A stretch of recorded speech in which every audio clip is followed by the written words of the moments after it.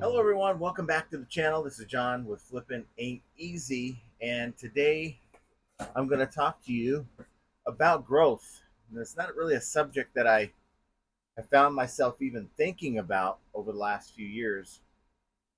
And I guess the reason is that all this time I've had multiple eggs in one basket, and eBay just being one of those eggs. And I had some side ventures that I don't really talk about, really not relevant to um, the reselling grind, I guess.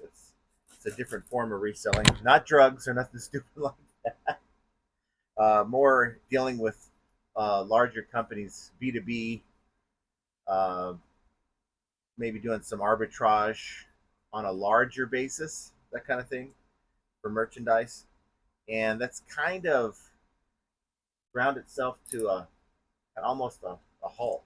It's not happening right now for me. And that's not to say it won't happen, but I find that it was a consistent part of my income stream that I now have to kind of figure out, right? So, eBay, for the volume that I do um, or have done, about anywhere between 12, 13, 14,000 on a good month, um, at a 45 to 48% profit margin, was okay. I mean, it after all the bills are paid, because you guys know life ain't inexpensive. Things cost money. Hell, when you go to the grocery store, things cost money, much more than we were used to paying over the last 4 or 5 years. It's like your grocery bills doubled. So just doing all the things, still being able to go out, try to enjoy life. Like last night, we went to dinner and a movie, and it all adds up. It may not be an expensive day that we had yesterday, but in the scheme of things, if you do it enough over a period of a month, then you're like, where did it all go? Where did all the money go? It's the money's gone. So I find that the little nest egg that I built, it's uh, good to have a nest egg so it's less stressful. But it ain't I ain't rich by any means. This channel doesn't make me rich by any means.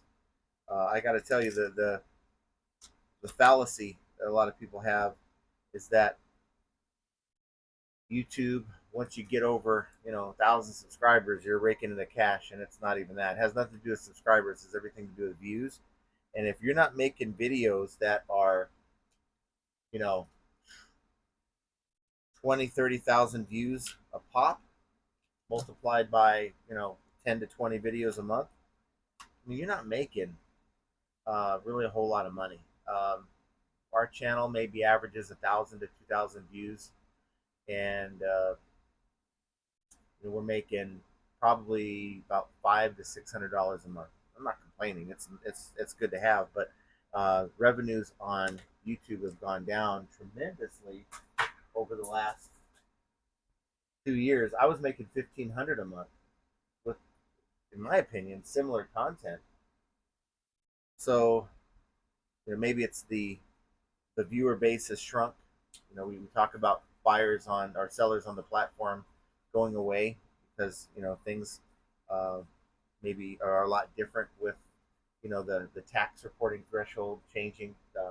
People worried about $600. It's actually 5,000, and that being a problem for many people. It's like not worth the hassle, so people go away. Or just reselling is not working for them in general. And like we talked about before, a very very small percentage of people actually make it in this game. And the grind we talked about on the video yesterday, the grind is real, guys. It is very very real. So all this time, and I guess what I'm talking to you guys about here is my mindset has been to just maintain. It wasn't, we'd have these conversations with Josh Galt, and he was so hyper focused. When we did the eBay Power Hour, and even some episodes of the Profit Playbook podcast, which we're going to be recording here in about an hour and a half or so, hour, probably by the time this video is done, about 45 minutes after we're done here. But the conversation that he was so hyper focused on growth, this 30% year over year growth.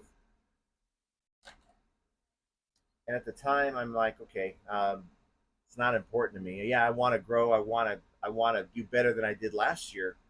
But if your eggs are all in the eBay basket, and I guess they're not necessarily for me. I mean, we still have cross listing that we have, cross listing ventures. I mean, we still have the YouTube venture, which helps supplement our income. But most of our money that we make is on eBay now, right now. And the idea of maintaining isn't the same. I was in maintain mode.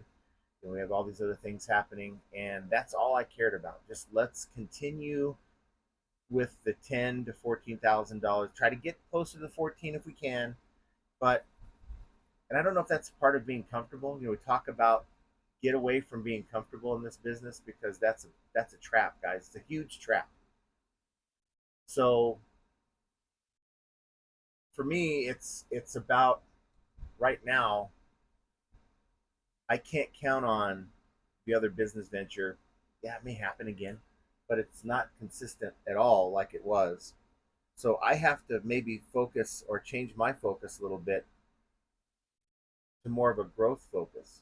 And you guys have heard me talk about recently, take this 200 and something item store, my main store, which is doing the $10,000 to $14,000 a month, and really see. And again, props to Joe, Profit First reseller, to kind of open my eyes because I knew that running a smaller store is possible and to be profitable. I'm living it. It's profitable. You can make a decent living finding higher ASP stuff with decent or better sell through rate, and make it work. But I've always been kind of hesitant about the growth aspect of it for a number of reasons. Number one, I don't have a huge garage. Now I do have the 20, what is it, the 20 by 10 storage unit. But that's more like holding a lot of the pallet stuff that I picked up that I'm going to sell. It's not a death pile by any means. But the growth aspect, I'm that goldfish in a bowl. We talked about that yesterday. The goldfish in the bowl where I can only grow so much. So the idea of being a James Helferstay is not even in the cards. I don't care if I got a great deal on a truckload tomorrow. If someone came and said $1,000 for a truckload, which you'll never find, by the way, unless it's just pure trash and someone's just trying to get rid of it. But if someone came to me, a magical fairy came to me and said, "Hey, if you want a truckload, we'll get it to you for $1,000." I have to pass it up. I have to pass. I mean, where am I going to put it? I have right now 310 items, and I've grown my store about 80 items over the last month, I'd say.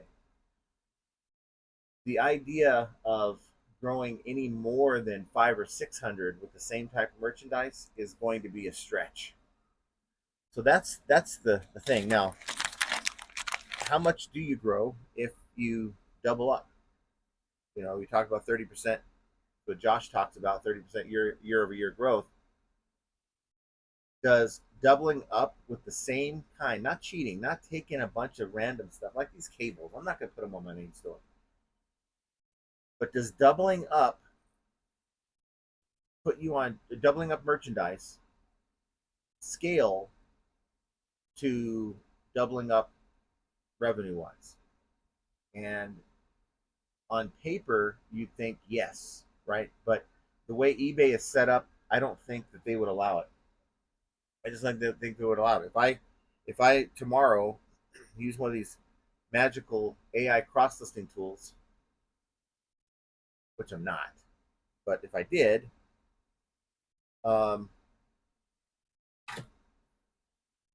eBay would quite possibly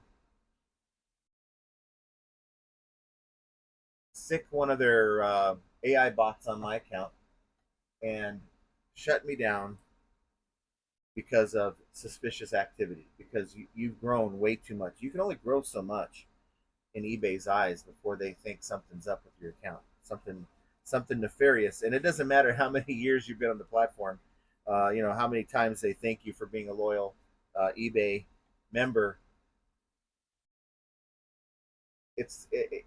You're all considered the same, whether you're a new seller or a seasoned seller. In the eyes of the eBay AI robots, um, you're just as guilty as the new person that has uh, a goal of scheming people. You're just as guilty as that person. And it doesn't matter if you're not. There's no proving otherwise. It's you have to you have to grow within eBay's bounds. So I'm growing slowly right now, and I'm fine with that.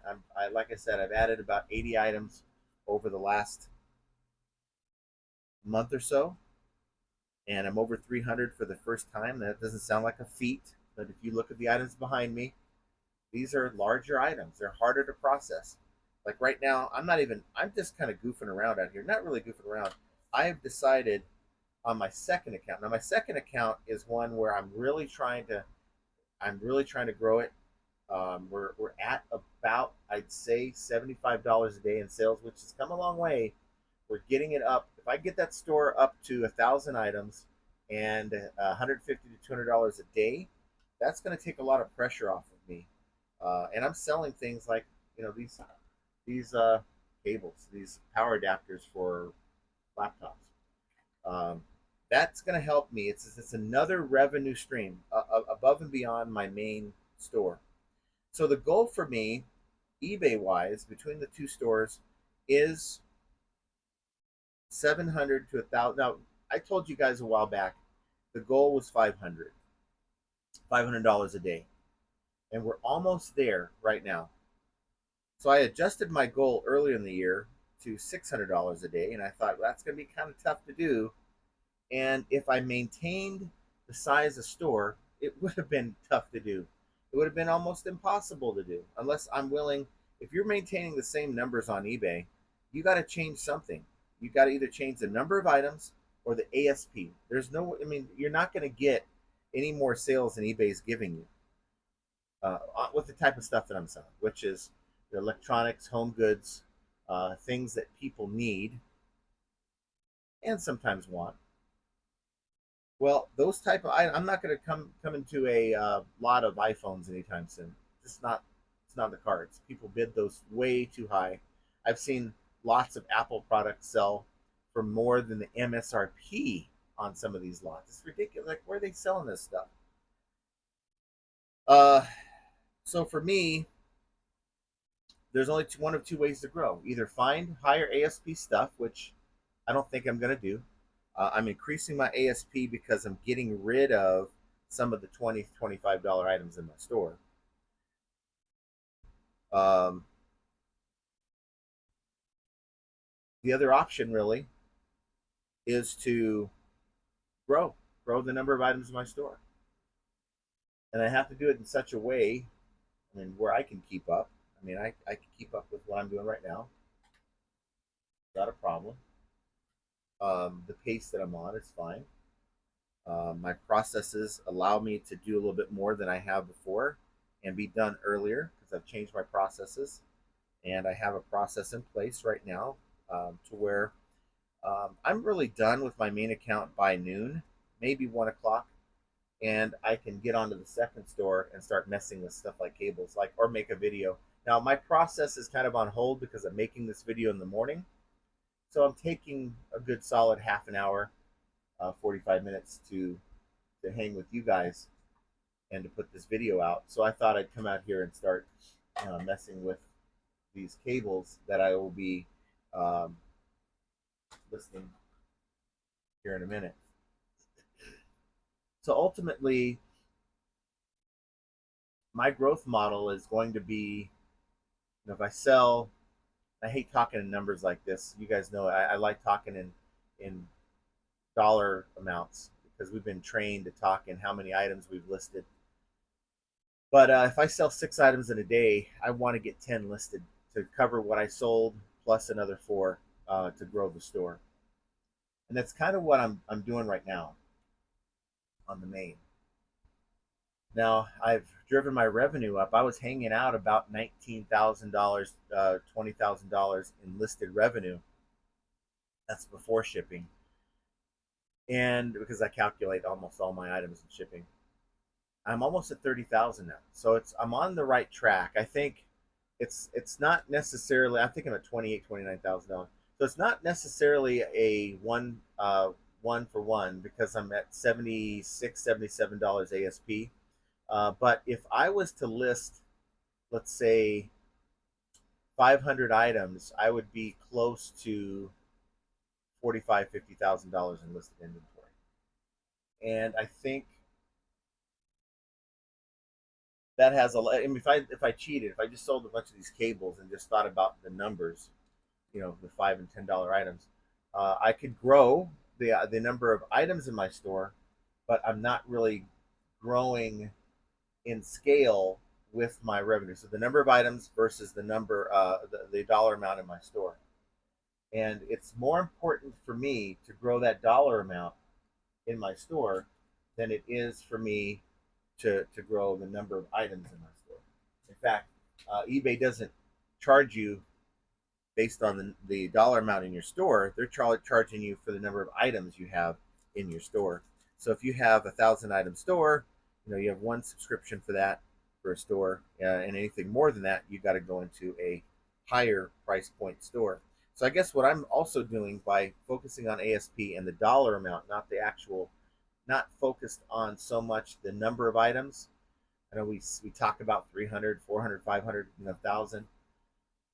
The dollar amount, I mean, you can have as much as you want dollar wise in your store, and if you're under 1,000 items, you can work with under 1,000 item store. You don't have to pay that higher subscription fee. I guess you can argue, well, if you're really doing that well, you can afford to pay the higher subscription fee, but you don't necessarily have to if you're running a 400 or 500 item store. So, I talk about numbers only because my garage doesn't know how much these things are worth. They don't know the value, but they do know the size. It knows that you're running out of room, John. You're getting close. Now, I do have some racks that I can open up that have been sitting. I have a lot of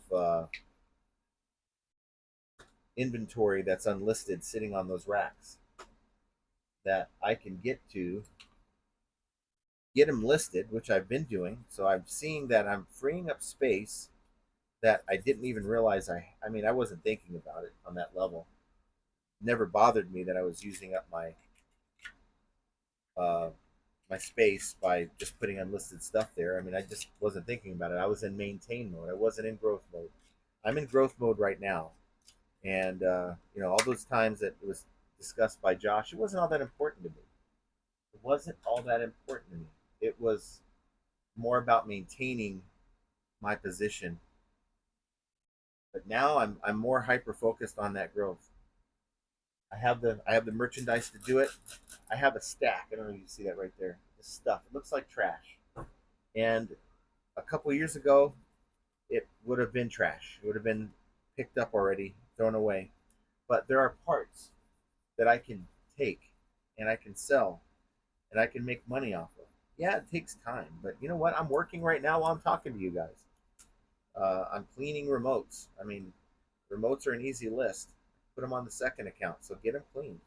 Get them clean. They work like the Sony remote. Get it clean. So I want to know what you guys think about that. I want to know what you guys think. I know there's a lot out there right now who are look, I'm just trying to make eBay work. Maintain, I'm trying to make it work. Sales aren't here. But I promise you guys, there's a solution for every eBay problem. There is. I'm convinced of that. There's no reason why someone can start reselling right now and make good money And then others who have been doing this for years are barely making it. Now, there's reasons for it, but maybe not reasons that some want to deal with. And I talk about this where I get a lot of negative, you know, pushback. But reselling, it boils down to one thing, guys. It's the basics. Sourcing. What are you selling? Now, look, I apologize. If you enjoy selling, whatever you're selling, I'm not here to tell you not to sell. What I am going to tell you is my opinion that some items, if you're going to sell them, you better be willing to sell them in bulk, big bulk, like large volume. Otherwise, you may not make as much. You'll make money. I'm not going to say you're not getting sales, but it's going to be tougher. If you're waiting for that unicorn buyer, well, you're relying on a very, very small buyer base. I don't wait on unicorn buyers. I have most of the items that I have multiple sell through in the last 90 days, multiple. If I find that this item that I'm picking up to resell is has one sold in 90 days, I'd better be getting a hell of a deal on that, because the less demand on an item, you really have to be into that item for really cheap. That's just my strategy. You do what you want. I'm just telling you what John does. And so sometimes I will buy items that may sit, but I know that I'm into them for so cheap that it's worth the squeeze. It's worth the wait. So I want to know, what how do you guys work that out? I mean, how do you determine what you're buying to resell? I think that's the biggest problem that people have is they're buying. Sometimes you're buying good stuff, but you're buying it for too much. You know, I'll give you an example. And this was tempting for me. We went to the movie last night. Went and saw 28 Years Later, which is just weird. I mean, we've seen the first two movies, but this one was kind of, yeah, I don't know. Um, it was okay. It was only okay. So we were in the concessions. This is at a Cinemark. I don't know if you guys know, it's like an AMC, but all the casinos have movie theaters. It's really rare to find a movie theater that's standalone from a casino. So, of course, you guys know I don't mind going to the casino. In fact, I made some money at the casino last night. I won a little bit, but we're in the concessions before the movie, and I look over and there's these popcorn tubs. They have one for Smurfs, like a plastic popcorn tub commemorative for Smurfs. Not the cheap plastic ones, but like look like a Smurf itself. It was pretty cool. They had one for, I think, Cyberpunk. They had one for Karate Kid. They had one for Jurassic Park, like a full blown plastic dinosaur that opens up and you put popcorn in. And they're like 20 to 30 bucks. The Karate Kid was $13. So I'm like, the reseller me kicked in and I said, this is interesting. Let me take a look. So I opened up eBay and I scanned the Karate Kid tub. They wanted $13 for it, but I guess they just lowered the price on it and they weren't giving you any popcorn in it, which is fine. We had already ordered a large popcorn. But I looked and some of the sold comps from maybe a month and a half ago were selling for 40 bucks plus shipping. So let's say round it up to $15 my cost. I do have a discount through them, like some membership program that I'm in, which gives you 20% off concessions, but I'm not sure they would have counted that. I mean, it would have been cool. But even then, $15 flipped into 40, and I was seriously considering that. But is that enough juice for your squeeze? Given that the last time that one of these sold was maybe a month ago, and they sold really well in April and May, end of April and May, but not really any sold comps in June. So I started thinking about that. I started thinking about the other ones. They also, I don't think they had the F1 helmets, the F1 movie, but the F1 helmets were going for like 60 or 70 bucks, but I did not see them, and I'm sure those were probably selling at the concession for about 30 bucks. But heck, F1s are hot right now. The movie just came out, the F1 movie helmet. They're like a helmet that holds popcorn. You know, getting 70 bucks, let's say 70 bucks plus shipping, is it worth the squeeze buying it for 30 when we don't know if the demand has been met, meaning that the people that really, really, really want that bucket, that helmet, have they already gotten theirs already? Have they already bought theirs online? And how many people really, really have to have these buckets? So, you know, you follow the trend, you see that, oh, there's a lot of buckets being sold the last couple of days, and you find that maybe you can only get 60 bucks for it. And so you're investing 30 bucks up front, you know, and after fees, you're maybe making 20 bucks. Is the juice worth the squeeze? And I see so many people that are buying, these kind of items, and they're cool. Don't get me wrong, they're cool. The cool factor is there, but how long are you willing to wait for your price on that to make it worth your while? And so, yeah, I could probably get into the business of selling cool things, but I'm not going to make as much. If the end game for you is how much money you're making on eBay, then chances are, if you're not making good money, you're probably selling the wrong product. Um, Not everyone's going to be able to buy liquidation pallets, but how many people have actually looked? Not everyone's going to find the right things at yard sales, but are you looking for the right thing? Are you walking by things without that you don't know about and not even scanning them to see, oh, what's this? What's the value? Um, I think each and every one of us, we have an eye for a certain type of item and we gravitate towards that because we're comfortable with it, we're used to it. But how many of us spend that extra time looking up other items that we don't know about? And AI is a tool that right now, guys, that'll blow your mind, and it'll give you so much information on stuff that you could resell.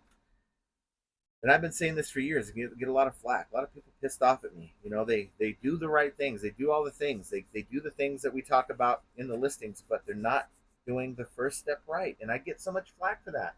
Should I shut my mouth and not tell you guys what I really think? Should I hold back because you guys don't want to hear it? I think for many of us, it's what we're selling, and for others, we're selling the right thing, but we are not doing the right things with what we're doing. Maybe it's our time management. Maybe it's how we do it. Maybe it's our customer service. There's a lot of things, guys, that go into this game of eBay.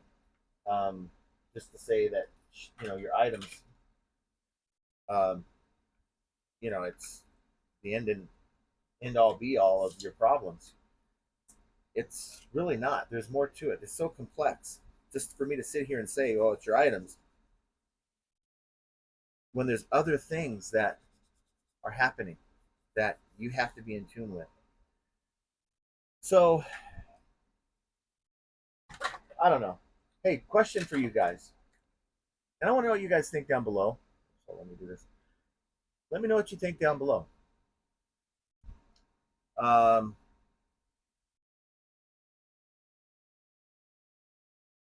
Growth. I mean, it's something I need to do, and it's something that I know I can do, and I just have to push myself a little more because at the end of the day, if I can get to a point where I can maintain a higher level store,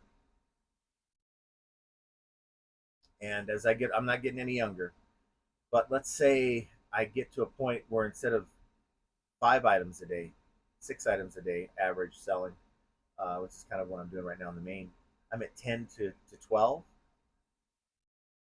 May not seem like a lot, but the higher ASP, that's the way it is. Then I can get back to the maintain mindset. I'm good. It's good enough. So making 14,000 on a good month, turn that into making 25 at 45% profit. You do the math. That's good. That's paying everything. That's going on trips. That's doing all the things that some months we can do and some months we can't. Question: I have this battery. It's a Sony. It's an old camcorder battery. I don't have a camcorder here. It was in a pile of cables. I don't know if I picked this up maybe in a lot somewhere at a yard sale. I don't have a way to test it. It looks nice. It looks good. There's nothing damaged on it. How do you sell this? Do you sell this for parts or repair? Or do you simply, free returns, find a price? I think it's 25 bucks. I think the comps are on this. Free returns, free shipping, and that way if there's any problems, if it doesn't power up properly, then they just ship it back um, using your free return policy. Want to know what you guys think? How would you guys price this? Not price it, but list this. Parts or repair for maybe $15, $10? Or do you take a chance that, it could be a working unit and you sell it as a used item with free returns? I'm tempted to do the latter because, of course, it's a used item. It's one of those things where batteries don't last forever. But I don't think this has been used much. It's been sitting for a while. I've had it sitting for years. It's at the bottom of my tub. Let me know down below what you think. So, guys, I don't know. Growth is something that each and every one of us is going to have to figure out if we want to do that, if we're good with where we're at. I mean, if you're paying your bills with where you're at, you're happy, maybe you're just supplementing a full-time job, then don't change course. This is my journey. This is my journey, and it's changing. It's constantly evolving, and it has a lot of times it has everything to do with non-eBay stuff that's forcing my hand, like kind of like right now. Grow or stay stagnant. I don't want to say stagnant, but stay where you're at.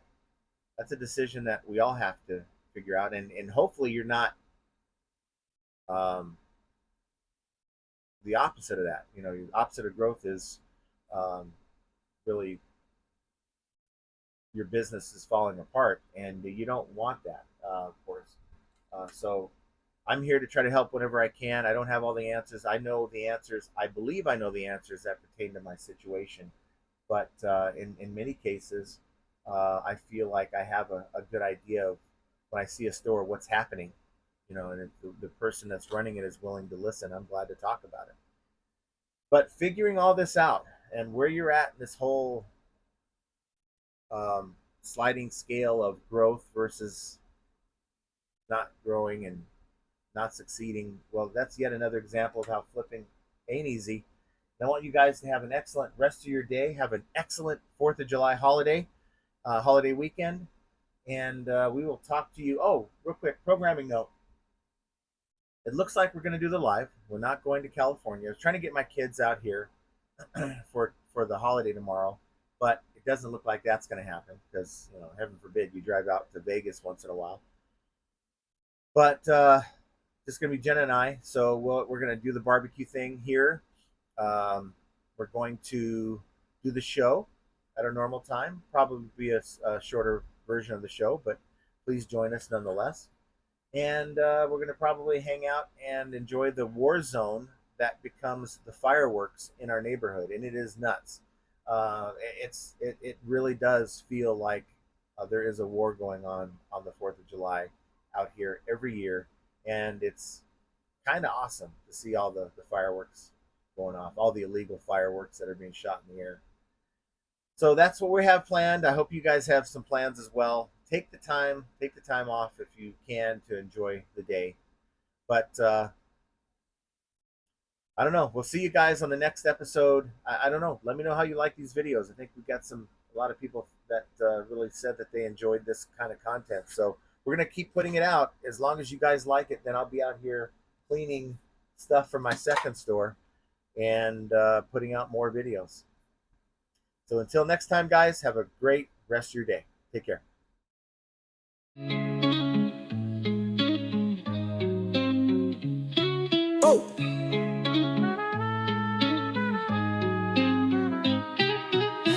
chargebacks, returns, and lowball offers too. Vero takedowns, they're a pain, what can we do? High selling fees, bad buys, and rude buyers galore. Flipping ain't easy, but we keep coming back for more. All resellers are gonna make mistakes. Learn from them, and you'll have what it takes. In the world of reselling, we're your guide. When flipping ain't easy, by your side. Sourcing great items is the key to success. Subscribe to the channel and stand above the rest. Focus on the thing that's within your control. Hang with flipping ain't easy. Let's roll. Catch the live streams on Mondays and Fridays. Join the Discord community for the parlays. Tune into the podcast Profit Playbooks. The name with Scott and Josh. Flipping's more than a game.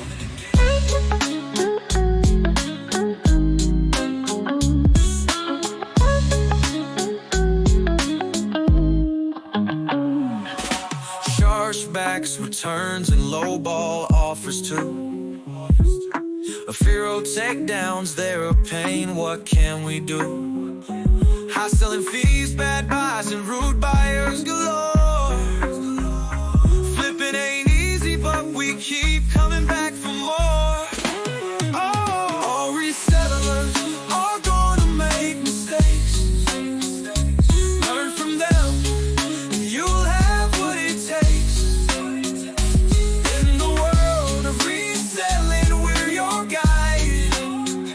Flipping ain't easy, but by your side. Sourcing great items is the key to success. Subscribe to the channel and stand above the rest. Focus on the thing that's within your control. Hang with flipping ain't easy. Let's roll. Catch the live streams on Mondays and Fridays. Join the Discord community for the parlays. Tune into the podcast Profit Playbooks, the name. With Scott and Josh, flipping's more than a game.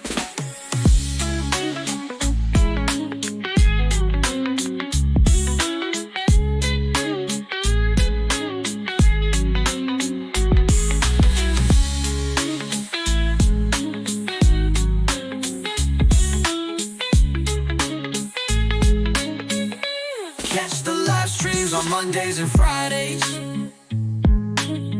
Join the Discord community for the parlays. Tune into the podcast Profit Playbooks, the name. With Scott and Josh, flipping's more than a game.